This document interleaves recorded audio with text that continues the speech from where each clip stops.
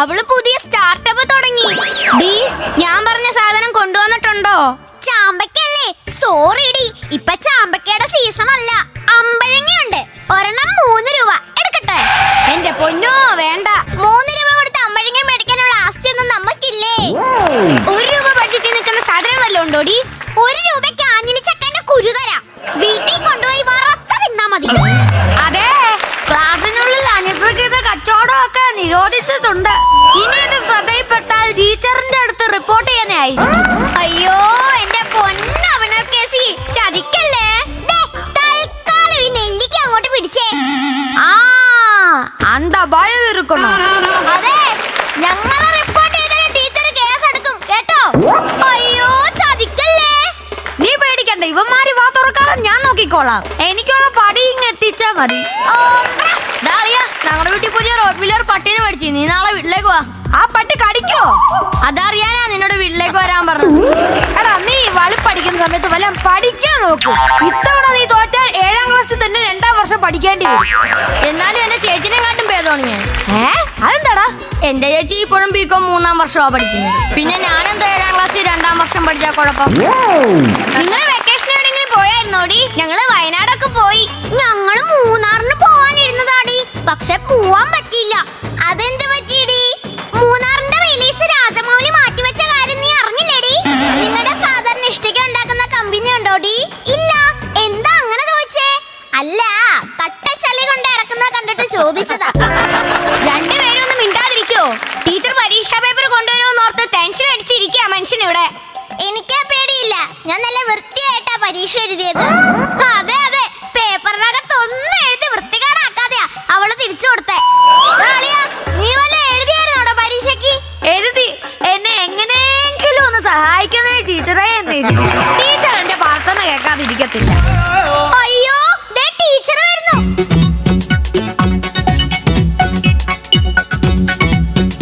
ദൈവമേ, പേപ്പർ കയ്യിലുണ്ട്.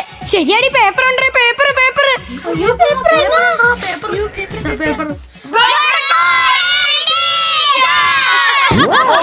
ചെവിക്കല്ല് പൊട്ടി. ക്രിസ്മസ് പരീക്ഷയുടെ പേപ്പർ തരാൻ പോവുക.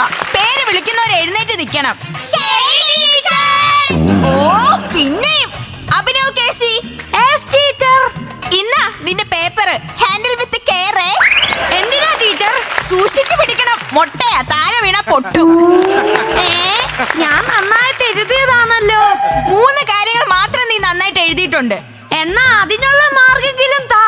ആ 3 കാര്യങ്ങള് നിന്റെ പേര്, റോൾ നമ്പർ, ക്ലാസ്. ബാക്കി എല്ലാം പൊട്ടത്തെറ്റായിരുന്നു. ബ്രിട്ടീഷുകാരുടെ ഭരണ പരിഷ്കാരങ്ങളെ പറ്റി ചോദിച്ചപ്പോ നീ എന്തുവാണ് എഴുതി വെച്ചിരിക്കുന്നത്? ബ്രിട്ടീഷുകാരെ എനിക്ക് പണ്ടേ ഇഷ്ടമല്ല. പിന്നെ പരിഷ്കാരികളെ കാണാൻ എനിക്ക് കലിപ്പ. എന്റെ പൊന്നോ, നമിച്ച് ഇരയുടെ അവിടെ കാണാൻ പോയി. അടുത്തത് പ്രണവ് പി. ടീച്ചർ. 50ൽ 4.5 മാർക്ക്. പുരോഗമനമുണ്ട്. ആഹ്ലാദ് കുമാർ. പറ ടീച്ചറെ. നിനക്ക് ആഹ്ലാദിക്കാനുള്ളതുണ്ട്. എന്താ ടീച്ചറെ, ഞാൻ ജയിച്ചാ? ഇല്ല, നിനക്ക് ആദ്യമായിട്ട് 1/2 മാർക്ക് കിട്ടിയിട്ടുണ്ട്. 1/2 മാർക്കെങ്കിൽ 1/2 മാർക്ക് ഉള്ളതുകൊണ്ട് ഓണം പോലെ. അത് നീ പഠിച്ച് മേടിച്ചെന്ന് വിചാരിക്കണ്ട. ആ പേപ്പറിൽ എഴുതി വെച്ചിരിക്കുന്ന മഷിയുടെ വിലയാന്ന് കരുതിയാ മതി. അടുത്തത് വരുൺ. Yes teacher. 50ൽ 49 മാർക്ക്. അയ്യോ, 49. ഞാൻ 50 മാർക്കിന് എഴുതുക ടീച്ചറെ.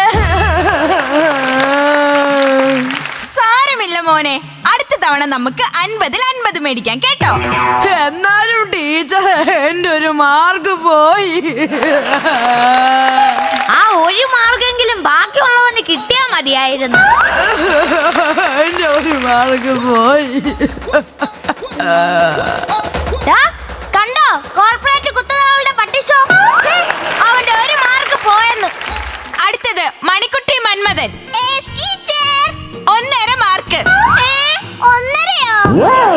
അടുത്തത് ദേവനന്ദ. നിനക്കുണ്ട് 1.5 മാർക്ക്. ഇത് കൂട്ടായ്മയുടെ വിജയം. രഞ്ജന. ഇവിടെ ഉണ്ട് ടീച്ചർ. 50ൽ 45 മാർക്ക്. മിടുക്കി. ഇവളെ രഞ്ജനയല്ല, വഞ്ചനയാ.